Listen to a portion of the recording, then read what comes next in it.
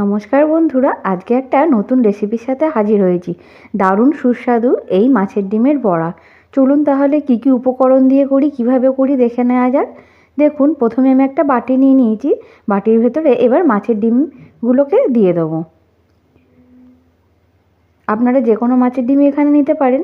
দিয়ে এখানে আমি মাঝারি সাইজের দুটো পেঁয়াজকে ঠিক এভাবে কেটে নিয়েছি।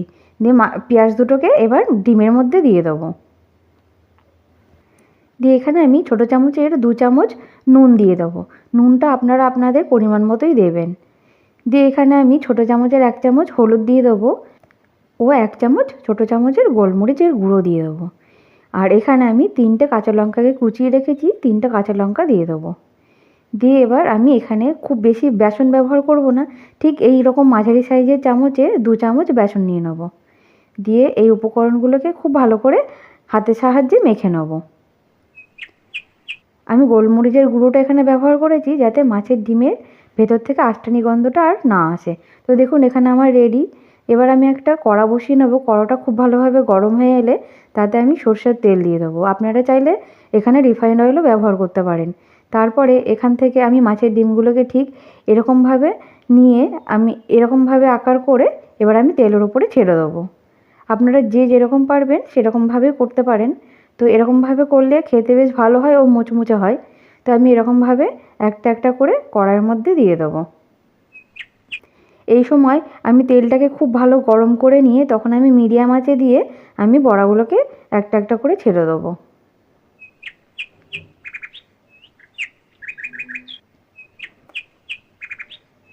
এখানে আমি খুব বেশি বেসন ব্যবহার করিনি। খুব বেশি বেসন ব্যবহার করলে মাছের ডিমগুলো খুব শক্ত হয়ে যায়। তার জন্য আমি অল্প পরিমাণেই বেসন ব্যবহার করেছি আর পেঁয়াজটা একটু বেশিই দিয়েছি।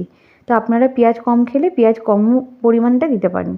তো এখানে আমার মাছের ডিমগুলোকে সব তেলের ওপরে দেওয়া হয়ে গেছে। এবার আমি একটা একটা করে উল্টে নেব। এই পিঠটা হালকা ভাজা হয়ে যাওয়ার পর আমি এবার উল্টে নেব। এটা আমি মিডিয়াম আঁচেই করতে থাকবো।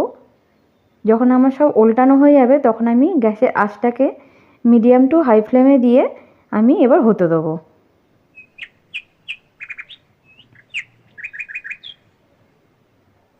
এবার খুব ভালোভাবে হতে দেবো যাতে ও পিঠটাও খুব ভালোভাবে হয়।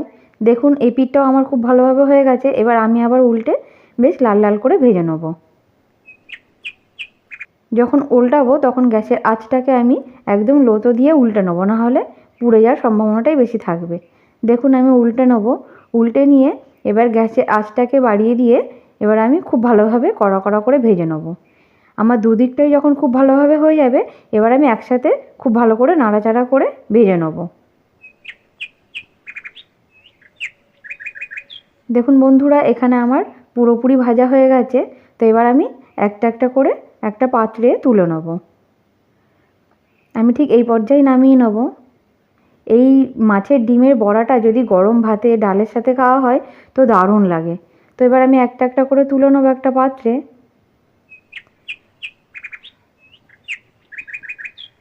দেখুন বন্ধুরা, কতটা সুন্দর হয়েছে। আপনাদের যদি রেসিপিটা ভালো লাগে অবশ্যই কমেন্ট করে জানাবেন যে এই রেসিপিটি কেমন লেগেছে। আর যদি ভালো লাগে অবশ্যই করে একটা লাইক ও সাবস্ক্রাইব করে পাশে থাকবেন।